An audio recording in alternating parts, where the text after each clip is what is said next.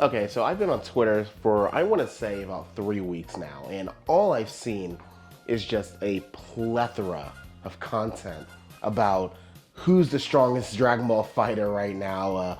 Frieza Black can beat Goku Black.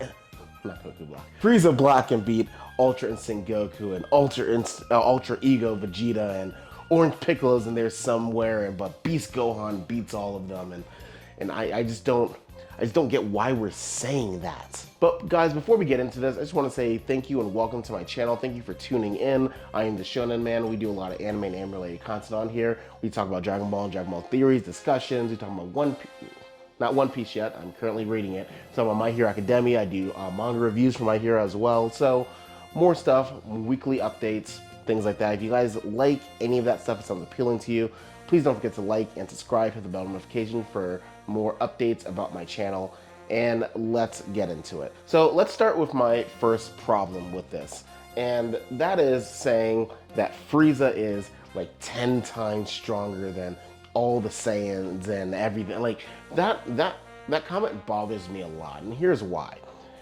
Remember, Vegeta and Granola and Gas and Goku, all four of them were fighting. They were all extremely tired out. They were pushing themselves plus Ultra all the way to the end. And then as they're all worn out, as they can barely move, they see Frieza show up and then transform. Then Goku and Vegeta transform. And they're like, no, we gotta stop this. And then Frieza one-shots them and then also one-shots Gas. And everyone says, oh my god, Frieza must be 20 times stronger than to just one-shot them out of Ultra Ego and Ultra Instinct. And don't get me wrong, I do actually think that Frieza's stronger, but not necessarily because he one-shot them, because I think it makes sense for where the story's gonna be going. Remember, they just finished a fight. This fight was lasting forever. This whole arc has just been one giant fight once you get down to it. So it's the equivalent of Super Saiyan Trunks showing up on planet Namek after Goku and Frieza just fought and Frieza's cut in half, one-shotting them and saying, aren't I stronger than you? Like, no, like, stop that. They were worn out. Give them Senzu beans and then now let's see them fight. Let's see what happens. And Gas was literally skin and bones. Yeah, he was the strongest by like what, 10 points? I mean, personally, my personal opinion on that is I do think Frieza is stronger than them in that situation. But I don't think it's by what everyone thinks it is. People think it's this huge, like almost insurmountable gap, and I just don't see that. The next thing we can talk about is the Gammas. And the Gammas I also have another problem with. I actually have a few problems with the Gammas. So let's talk about the first one, and that is their power scaling up. People equating them to Goku and Vegeta, because they're saying they're now the strongest beings in the universe. And I also don't think so. I actually don't even know how that's possible. Let's remember, Dragon Ball superhero movie takes place years after the Moro, the Moro arc and the Tournament of Power arc. And for those of you that don't know, the Dragon Ball superhero movie is now canon. What they've done is they've done a one-for-one, almost kind of frame from the movie and put in the manga. So for the past couple months, we've been getting just clips of the Dragon Ball superhero movie, and the way it's looking, the pacing they're going, it's probably going to be another 2 to 3 months of just more Dragon Ball superhero movie in the Dragon Ball superhero manga. I doubt they're going to diverge, so we can assume that everything that happens in the superhero movie is going to happen in the manga. And if that turns out to be true, then no, I don't think Gamma is as strong as Ultra Instinct Goku and I guess Super Saiyan Blue Vegeta. I just don't see it. Now, for those of you guys that don't know, the Moro arc is the last time that Goku and Vegeta were seen on Earth fighting at full potential. They ended up fighting more on Earth, which is when the Red Ribbon would have been able to collect data on them to make Gamma 1 and Gamma 2 as strong as them. And I doubt they followed them to outer space. I mean, let's not forget what happened last time. In Dragon Ball Z, the Red Ribbon Army said that we have all the data on the Z fighters, so we know exactly how strong anyone is. And Vegeta said, did you follow us to Namek? They said no, and then Vegeta ripped Android 19's arms off because they weren't ready for it. I don't think that they're ready for this, and I don't think that they went all the way to whatever planet Beerus and Whis are on and to watch Goku and Vegeta's training. I don't think they have the technology to follow them off of Earth, or at least that far out into the galaxy, I should say. But then the second thing you could say is when Piccolo fought Gamma, he said, he thinks they're probably around as strong as Goku at full power. And I'm just gonna go ahead and say it. I actually just think Piccolo's flat out wrong.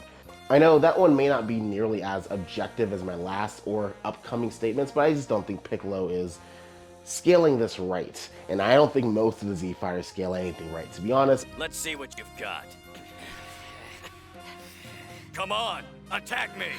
Ready?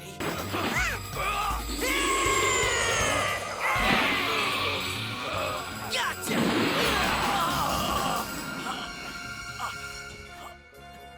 But story for another day. Later in the fight, you see Mystic Gohan actually fighting one of the Gammas. I believe he's actually winning that fight.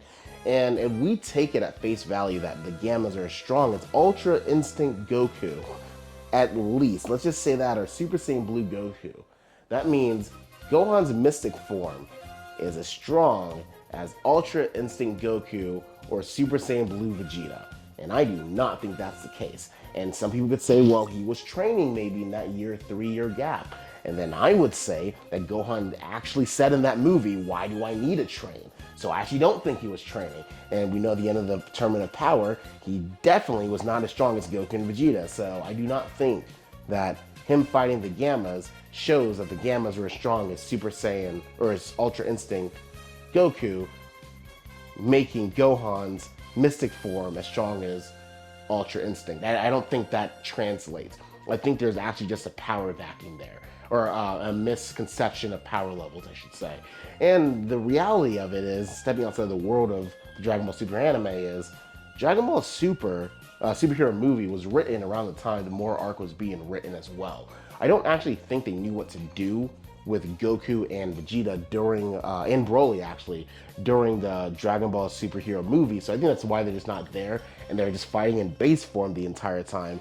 Funny, I liked it. I thought it was good to let Gohan and Piccolo shine, but I think the real reason is that they didn't know where the Mora arc was gonna end. They didn't know what was gonna happen with the Granola arc, because they probably had storyboarding about the Granola arc around that time, and I just don't think it was planned out at that time. I don't think that's their fault, but I do think it's weird that we're predicting things that we could not possibly know. There's not enough data for us to say that Beast Form Gohan, because he beat Cell Max, is stronger than Goku Ultra Instinct and Vegeta Ultra Ego. Also, we don't even know the last time the Goku and Vegeta have been back to Earth. We don't know the last time they've shown their full power on Earth. There's so much data that we just don't have. Because Frieza Black in the canon of Dragon Ball Super and superhero movie happened years ago. So when we saw that movie in theaters last year, canonically, Frieza Black happened 3 years ago. I don't even know if Gohan knows about it. I don't even know if Goku and Vegeta came back to Earth to tell them. Now, what I can say is what I think might happen with the way the story is going. I do think if I had to put them in a list, top 5, about who I think will be strongest, based on just what I think is going to happen, I think that Frieza Black will be the strongest, just based on the way the story looks like it's heading. I do think Frieza Black will be strongest. A prediction I have is that probably Goku will be next, after Goku. Hot take, I think it might be Gohan after Goku. I think Gohan is going to want to catch up to Goku. I think Goku is going to show something brand new or something.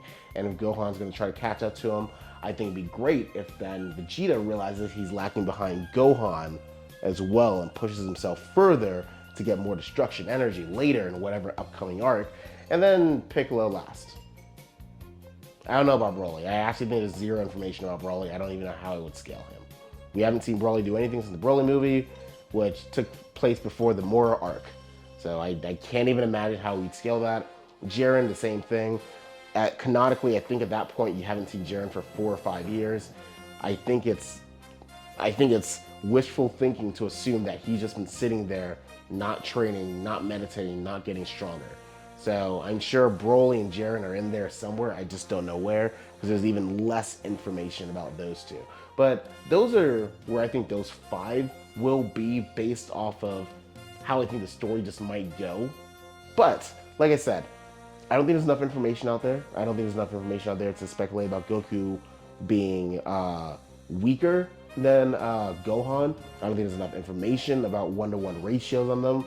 I think the power scaling is completely off in superhero movie, just like it's off in Super, but even more so in the superhero movie. So just kind of reel it in a little bit, guys. But hey, if you guys disagree with me, let me know in the comments below. If you guys have facts and articles and you guys want to tell me that I'm completely wrong, link those articles. I'll be happy to discuss. I love talking about Dragon Ball and Dragon Ball related content. So guys, thanks so much for watching. Please don't forget to hit that bell notification. I have more videos coming out. I'll be doing more manga reviews of My Hero Academia, like I said. I know the Fairy Tail creator is doing another anime. I can't remember what it's called. I'll be doing a manga review about that when it drops next month. So more anime, shonen related content to come, guys. Thanks.